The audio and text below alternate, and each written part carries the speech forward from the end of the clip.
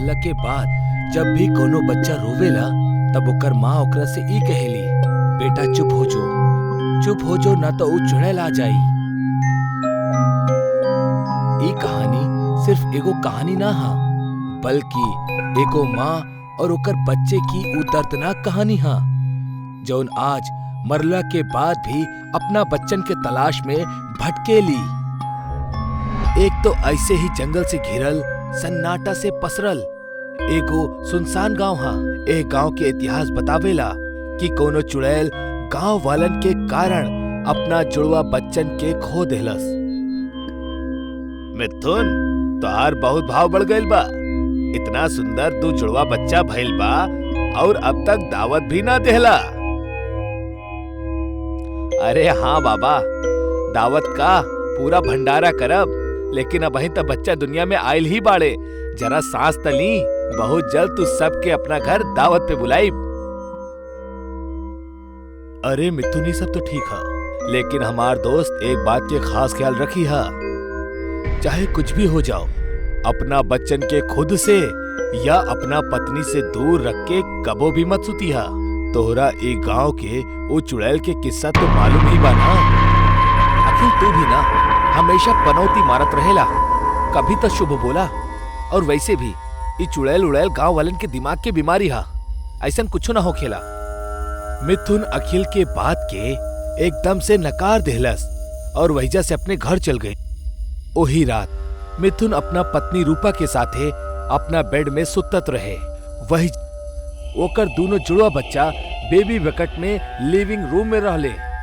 ओ रात रूपा के पहले अपना बेडरूम में कौनो अजनबी के होके के एहसास भइल और फिर ओकरा अपना लिविंग रूम में कुछ अजीब सा होखत महसूस भइल, जैसे कुर्सी के अपने आप खिसकल और रूम के लाइट्स ऑन ऑफ हो।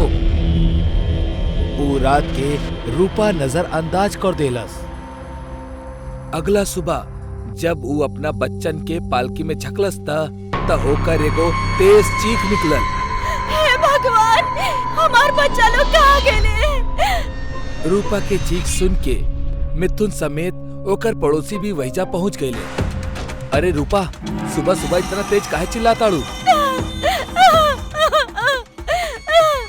हमार बच्चा लोग पालना में नहीं खे, क्यों हमार बच्चा लोग के ले आवा? पता ना कि एकर दुश्मनी रहे हमार नन्हा मासूम बच्चा लोगन के साथ। हे भगवान, हम तो लूट गई नी। रूपा बहुत जोर जोर से रोए लागल। तब बे वहीजा मौजूद सारा पड़ोसी अपना राय देहब शुरू कर देले। ई कान जरूर चुड़ैल के बा, ई जरूर वही कैले होखी। तू लोगन के तनी भी अकल नहीं खे? इतना छोट मासूम बच्चा लोगन के खुद से अलग ना कइल जाला। ऊ चुड़ैल के मौका मिल गइल अपन शिकार करे के, ले गइली ना बच्चा लोग के। आप चुप करी तो ज्यादा अच्छा होखी। हम बहनों का रहल बानी, ई चुड़ैल के काम नहीं खे। जरूर कौनो गांव वाला ही कौनो दुश्मनी के चलत हमार बच्चा के अगवा कर लेले बा। अरे ना मिथुन, तू समझत नहीं खा।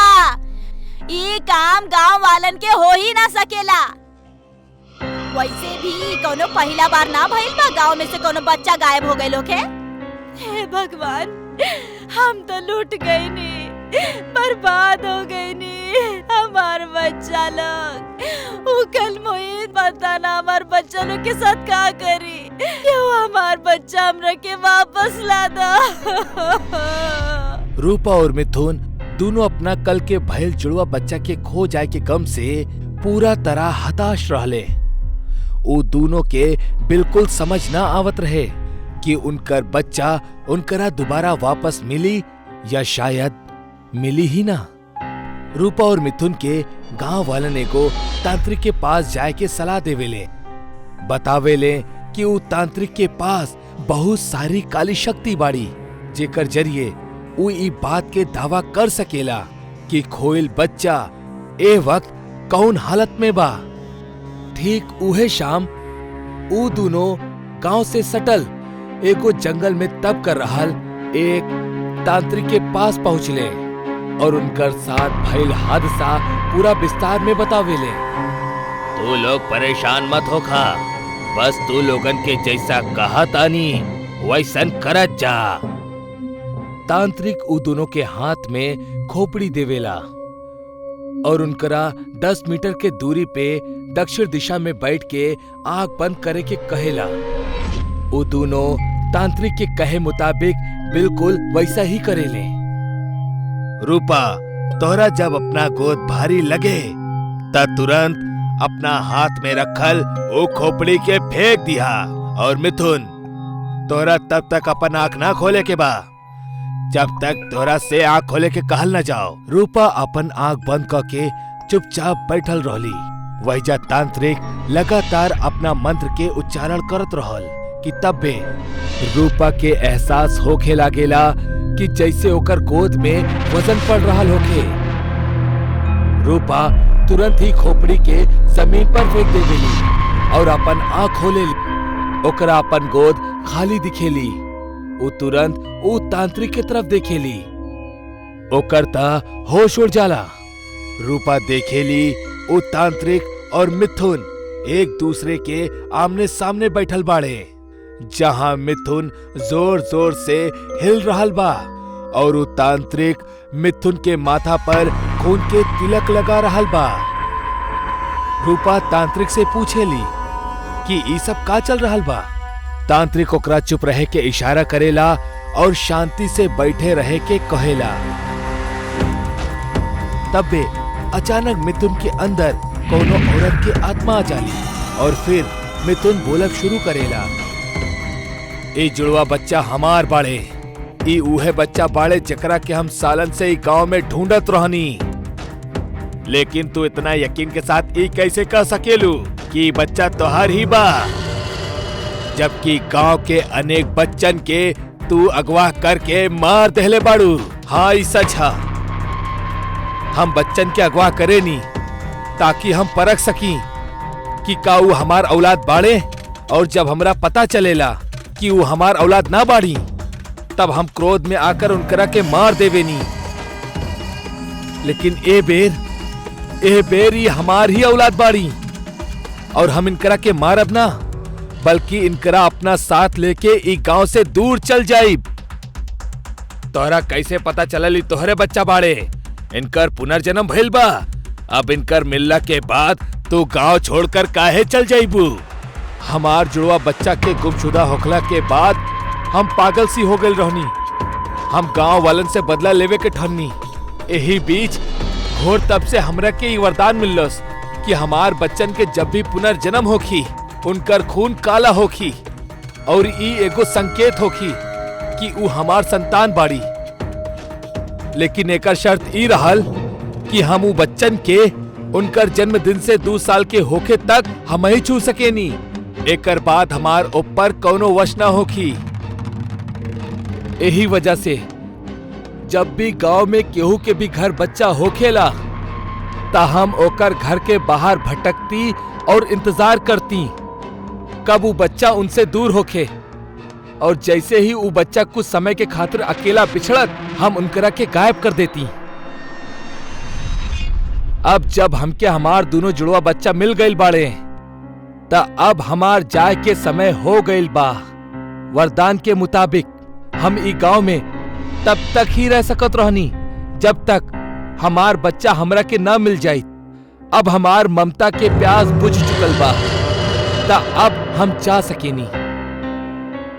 इतना कहत ही मिथुन के अंदर से एगो तेज हवा बाहर की तरफ निकलेली और मिथुन बेहोश होके जमीन पर गिर जाला। वहां रूपा भी ई सब देख के बहुत रोवे लगेली और एकर साथ ही वहीजा कुछ गांव वाले भी पहुंच जाले और रूपा के संभाले ले। ई किस्सा के बाद से ओ चुड़ैल गांव में या कहीं भी गांव वालन के ना दिखाई देलस। शायद ओकरा ओकर संतान मिल गइल बाड़ी। यही वजह से ओकर ममता और ओकर गुस्सा दोनों ठंडा हो गइल बा। लेकिन आज भी जब वो गांव में बच्चा रोवेला तो ओकर माँ यही कहेली, चुप हो जो वरना वो आ जाई। मनीष, कपिल और महेश नाम के 3 पक्का दोस्त रहलन। मनीष के शादी होके वाली रही। यार मनीष, हमनी खातिर कुछ अच्छा इंतजाम करावा। अरे भाई, चिंता काहे करत अड़ा, सबके लिए अच्छा इंतजाम ही रही। तू लोग चले तो सही, फिर देखी हा। चल बढ़िया बा, हम और कपिल दोनों संगे आ जाई। कपिल अपना घरे जाके अपने माई के ही बात बतावलस। ऊ रास्ता तो कब्रिस्तान से होके गुजरेला। हम सुन ले बानी, बहुते खतरनाक रास्ता बाऊ। अरे माँ, रउआ चिंता काहे करतानी, हम अकेला नहीं खी, हमारे साथ महेश भी जाई और हमने कार से जाएम, कुछो ना होई। कुछ दिना बाद दोनों अपना शहर से दूर दूसरा शहर शादी अटेंड करे खातिर निकल गईलन। महेश, यार आज तो मनीष के ब्याहे में जम के नाचेम, खाए पिए और खूब मस्ती करल जाओ। हाँ, वैसे भी मनीष बहुत कंजूस बा ससुरा, कबो कुछो खियावत पियावत नहीं खे। एकरा बियाहे में सब हिसाब बराबर का लिहल जाओ। सही कहत अड़ा भाई। वैसे पता बा, हमार माई कहत रहली ह ई रास्ता बहुत खतरनाक बा। का सच में? अरे नहीं, हमनी के कौन एजा घर बसावे के बा, शांति से निकल जाएम। दोनों आगे बढ़त रहले ह, तबे अचानक गाड़ी बंद हो जाला। अरे यार, अभी गाड़ी के का हो गई? पता ना, चल उतर के देखल जाओ। दोनों गाड़ी से उतरकर गाड़ी के देखे लगलन। एक काम करल जाओ, हम गाड़ी चलावे की कोशिश करतानी, तू पीछे से धक्का मार। दोनों कार चलावे के बहुत कोशिश करे लगलन, लेकिन कार नइखे चालू भइल। हमरा नइखे लागत कि अभी कार चले वाली बा, लागत है केहू मैकेनिक के बुलावे के पड़ी। अब इतना रात में मैकेनिक कहाँ मिली हमरा के? वैसे भी ये जगह हमनी खातिर एकदम नहीं बा, इजा के बारे में हमनी के कुछ नहीं खे पता। तू कार के पास रुका, हम थोड़ा आगे जाके देख के आवतानी, कहीं कोनो मैकेनिक मिल जाए। ठीक बा, मगर जल्दी आई हा। थोड़ा देर बाद कपिल कार के पास वापस आइल। अरे कपिल, का भइल? मैकेनिक मिलल का? मैकेनिक? ना, कोनो मैकेनिक ना मिलल। तो अब हम का करेब? हाँ, एक काम हो सकेला, केहू से लिफ्ट मांगल जाओ और शादी में पहुंच जाओ, फिर बाद में गाड़ी बना लेहल जाओ। चली हो, ठीक बा। दोनों लोग लिफ्ट मांगे लगलन, लेकिन केहू उनका के लिफ्ट नहीं खे देहलस। तबे महेश के कुछ अजीब सा आवाज आवे लागल। यार कपिल, तोरा के कुछ अजीब सा आवाज सुनाई दिखल का? ना, हमरा के तो कुछ नहीं के सुनाई दिहल, और तू एकदम शांत रह। डेरात का ही बड़ा। तबे महेश के नजर एक बोर्ड पे पड़ल, जौन काफी चमकत रहले हा। कपिल, वो देख। अरे का? सामने देखा, बोर्ड पे कब्रिस्तान लिखल बा। एकर मतलब हमने के कब्रिस्तान के पास बानी। तू का हो गईल? तू चुपचाप काहे नहीं के रहेला? हमने के कब्रिस्तान में नहीं के जाए के, हमने के लिफ्ट के इंतजार करतानी। तू एजा चुपचाप खड़ा रह और लिफ्ट मांग, फालतू के डरवावा जिन। थोड़ा देर बाद बहुत जोर जोर से अजीब अजीब आवाज अब शुरू हो जाला। बोल कपिल, कभी भी तोरा अजीब अजीब आवाज नहीं खे सुनाई देत? हाँ यार, अब तो हमहू के अजीब अजीब आवाज सुनाई देता। महेश, चल हमने के एजा से दूर चलल जाओ। हाँ ठीक बा, चल। दोनों ऊजा से भागे लगलन। तबे रास्ता में उनका के एक बूढ़े बाबा दिखाई देहलन। का भइल बच्चा, काहे भागा ताड़ा लोग? बाबा, हम अबे रउआ से बात नहीं कर सके, हमने के माफ करी। बच्चा, ये बहुत खतरनाक जगह बाटे, एजा तू लोग सुरक्षित नहीं खे। हम तू लोग के एक रास्ता बतावतानी, ऊ रास्ता से जइहा। ओजा तू लोग सुरक्षित रहे। ठीक बा, बताई, जल्दी बताई। बाबा कपिल और महेश के रास्ता बतावे लगलन। वो दोनों आगे बढ़े लगलन। कपिल, बाबा एजा से ही दाएं मुड़े के कहलन, चलल जाओ। दोनों दाएं मुड़ गईलन और आगे गईलन। तबे देखलन कि ऊ दोनों वापस कब्रिस्तान के अंदर आई गए बाड़े। ये का हो गइल? बाबा तो बतौले रहलन ये रास्ता सुरक्षित हुई, मगर वो तो हमनी के ही कब्रिस्तान में पहुंचा देलन। जैसे ही दोनों भागे की कोशिश कैलन, चारों तरफ से घेराबंदी हो जाला और दोनों वही फंस जाले। लगता हम पूरी तरह फंस गइल बानी। बचावा, केहू बचावा, हमनी के बचावा। महेश बहुत चिल्लवलस, पर केहू भी ओजा उनका के बचावे नहीं खे आवल। कब्रिस्तान से अजीब अजीब आवाज आवे लागल। कपिल, का कोनो तरीका नहीं खे जौना से हमनी के एजा से भाग सकल जाओ? पता ना यार, हमरा तो कुछ समझ में नहीं खे आवत। तबे अचानक ओजा उहे बूढ़े बाबा आ गइलन, जे ऊ दोनों के रास्ता बतावले रहलन। बेचारा बच्चा लोग फंस गइला हमरा बात में आके। लगता तू दोनों के एजा से भागे चाहताड़ा। हमनी के एजा से जाए के बा, हम तोहरा के छोड़ब ना। पहला खुद के तो बचा ल, फिर हमरा के कुछ करिहा। कुछ लोग और वो बाबा के बतावल बात में आके कब्रिस्तान में आकर कपिल और महेश के साथ फंस गइलन। एजा से निकले खातिर हमनी के कुछ न कुछ तो करे के पड़ी।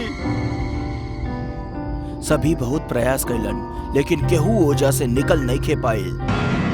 बूढ़ा बाबा गुस्सा में आ गइलन और कपिल के पकड़ लेला। अब तई गइल नहीं, हमरा दोस्त के कुछ जानी करिहा। महेश बूढ़े बाबा के ऊपर एगो पत्थर चलावेला, ओकरा हाथ से कपिल छूट जाला। जल्दी चले जैसे हमनी के भाग जाए, कुछ देर तक ये संभल न पाई। कपिल महेश के पास ना आवेला। का भइल कपिल, तू चलत काहे नहीं खे? तबे कपिल एगो भयानक भूत के रूप ले लेहलस। कपिल, के है कपिल? हम त ई कब्रिस्तान के भूत बानी। तोहार दोस्त कपिल त कब के हमार शिकार बन चुकल बा। हम ओकरा शरीर में कब से घूमत रहनी है, ताकि हम तोनी के अपन शिकार बना सकी। भूत उ बूढ़े बाबा के पकड़ लेलस और एक झटका में गला दबा के खत्म कर देलस। कब्रिस्तान के भूत के बात सुन महेश हैरान रह जाला। तो का अब तक हम भूत के संगे घूमत रहनी है? हाँ, हम ही कब्रिस्तान के भूत बानी। जैसे ही तू लोग के गाड़ी खराब भइल और कपिल थोड़ा देर खातिर मैकेनिक के ढूंढे गइल, उहे समय हम ओकरा के खत्म कर देनी और तब तक तोरा साथ रहे, तोरा यहाँ तक लावे खातिर। वो बूढ़ा भी हमार ही टट्टू रहल, हम ओकरा के अपना काबू में कर लिए रहली। बचाओ, बचाओ कोई हमरा के। कब्रिस्तान के भूत आगे बढ़ेला और महेश के साथ साथ बाकी सब लोगन के भी अपने साथ उठा के ले जावेला और सभी के अपन शिकार बना लेलस। दोस्त के ब्याह अटेंड करे आए महेश और कपिल कब्रिस्तान के भूत के शिकार बन के रह गए ने। एक रात डॉक्टर फ्रेडी अपना लैब में एक एक्सपेरिमेंट करत रहले। लैब में उनकरा अलावा और केहू न रहल। वो बहुत ही ध्यान लगा के वो एक्सपेरिमेंट के अंजाम देत रहले। उनकर चेहरा एगो कपड़ा से ढका रहल और सर गंजा रहे। वो बड़ा ही सावधानी से एगो गुलाबी रंग के मिश्रण और एगो हरा रंग के मिश्रण के अपना दोनों हाथ से हिलावत रहले। अभी दो मिश्रण के मिक्स होती हमार प्रयोग सफल हो जाई और हमार जलल चेहरा फिर से पहले की ही तरह दिखे लागी। मिश्रण अच्छा तरह से हिलावे के बाद वो दोनों मिश्रण के नीचे टेबल पे रख देले और अपना मुंह से कपड़ा हटौले। कपड़ा हटावत ही उनकर जलल भयानक चेहरा सामने आ गई। डॉक्टर फ्रेडी दोनों रंग के मिश्रण के उठौले और बहुत सावधानी और धीरे धीरे हरे मिश्रण के गुलाबी मिश्रण में डाले लगले। डॉक्टर फ्रेडी जब मिश्रण के डालत रहले तब अचानक लैब के खिड़की खुलल और डॉक्टर फ्रेडी डर गईले। डरे के कारण उनकर ध्यान भटक गई और वो हरा रंग के मिश्रण उनकर दोनों हाथ पे गिर गई। वो उबलत मिश्रण हाथ पे गिरे के कारण उनकर उंगली जले लागल और उंगली से धुआं निकले लागल। डॉक्टर फ्रेडी और भी ज्यादा डर गए। उनकरा कुछ समझ में ना आवत रहा कि आखिर का भइल। वो तुरंत जाकर पानी के नीचे अपन उंगली धोए लगले पर कुछ असर ना भइल। पर कुछ देर बाद उनकर उंगली के सारा चमड़ी जल गई और अंदर के हड्डी दिखे लागल। उनकर पूरा हाथ चेहरा के तरह बदसूरत दिखे लागल। अरे ये का हो गई? अब हम ये सब ठीक कैसे करब? ये हरा मिश्रण तो हमार पूरा चमड़ी ही जला देहलस। डॉक्टर फ्रेडी बहुत ही उदास हो गई काहे कि उनकर एक्सपेरिमेंट फेल हो गए रहे। पर अचानक उनकर नजर गुलाबी मिश्रण पे पड़ल और उनकर दिमाग में एगो तरकीब आई। अगर ये गुलाबी मिश्रण हमार काम आ जाओ तो शायद हमार हाथ ठीक हो सकेला। हमरा एगो कोशिश तो करे के ही होगी। डॉक्टर फ्रेडी अपना कांपत कांपत अंगुली से गुलाबी मिश्रण के उठौले और अपना हाथ पे डाले लगले। उनकर जलल उंगली से फिर से धुआं निकलब शुरू हो गई पर ई बेर उनकरा जलन ना भइल। कुछ देर बाद उनकर उंगली की चमड़ी फिर से आवे लागल। अरे ई तो बहुत अच्छा भइल। अब हमार हाथ हमरा शरीर से अलग ना दिखी। पर डॉक्टर फ्रेडी दिखले कि उनकर दोनों हाथ के नाखून अब कौनो चाकू की तरह लंबा, मोटा और नुकीला लागत रहले।